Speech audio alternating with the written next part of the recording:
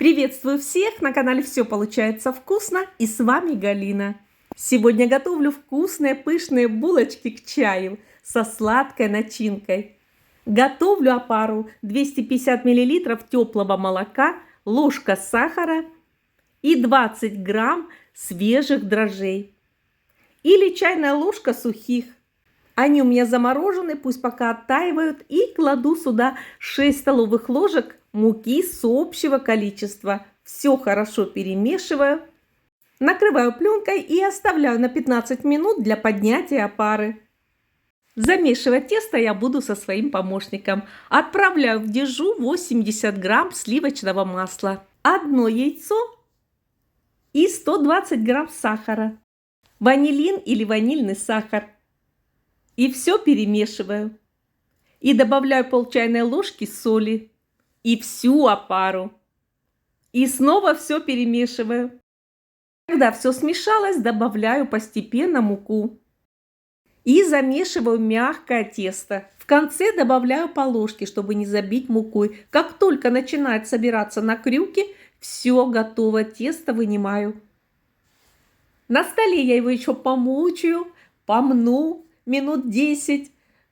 Порастягиваю, чтобы тесто насытилось кислородом и было пышным и воздушным. Ну вот, теперь тесто и готово. Посмотрите, какое оно мягкое, нежное, какое эластичное. И теперь отправляю на расстойку. Смазываю миску маслом и отправляю туда тесто. Тесто переворачиваю, чтобы оно все было в масле. Накрываю и оставляю в теплом месте на расстойке на 1,5 часа. За это время нужно его один раз обмять и дать снова подняться. А пока приготовим штрезельную крошку. 45 грамм просеянной муки, 20 грамм сливочного масла и 40 грамм сахара. И немного ванилина. Все хорошо перемешиваем. Растираю руками, и штрезельная крошка готова. Отправлю ее пока в холодильник. Ну вот, тесто уже готово, оно пышное, пушистое, и можно теперь с ним работать. Я его пару раз обомну, делю его пополам и раскатываю в колбаску. И теперь эту колбаску делю на кусочки. У меня получилось по 52 грамма. Каждый кусочек собираю в комок и катаю до гладкого шарика. Готовые колобки накрываю пленкой, смазанной растительным маслом. И оставляю на 15 минут, чтобы они увеличились. Ну вот, наши колобки уже подросли, и теперь самое время формировать булочки. А начинка для булочек у меня будет вареная сгущенка. Это же самая вкусная начинка из детства. У колобка делаю небольшое углубление и кладу чайную ложку вареной сгущенки. Собираю все в узелок и теперь катаю очень осторожно, не нажимая. И шпателем переношу на противень. Булочки уложила на противень и теперь накрываю пленкой, обязательно смазанной растительным маслом или полотенцем накройте, и оставляю на 40 минут. Нужно, чтобы они хорошо увеличились. И затем смазываю желтком с ложкой молока. Хорошо смазываю со всех сторон. От этого зависит, какие красивые и румяные они будут. И затем посыпаю штрезельной крошкой. Она будет сыпаться, конечно, на противень. Ничего страшного, нас это не волнует. Хоть ложкой, хоть руками она все равно будет сыпаться. Но от этого булочки наши не испортятся.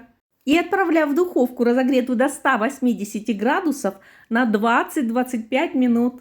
И вот такие красивые румяные булочки получились. И я сразу же их перекладываю на решетку. До полного остывания, чтобы у них донышко не намокало.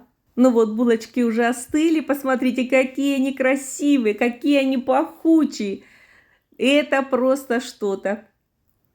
Пышные, пушистые и с такой вкусной начинкой. Сейчас я разломлю и покажу вам. Посмотрите. Ой, ну внутри прям как ротик. Скушайте меня, я очень вкусная булочка. Придется скушать, расспросят. Ой, ну действительно такая вкусная булочка, пушистая, мягкая, а внутри наша любимая сгущенка, сверху посыпана хрустящей штрезельной крошкой. Одним словом, вкуснотища. Приготовьте своей семье такие вкусные булочки, порадуйте своих родных. Ну и если понравился мой рецепт, не забудьте подписаться и поделиться этим видео со своими друзьями. Жду вас в гости на следующие вкусные рецепты. Всего вам доброго, удачи на кухне, до новых вкусных встреч. Пока-пока!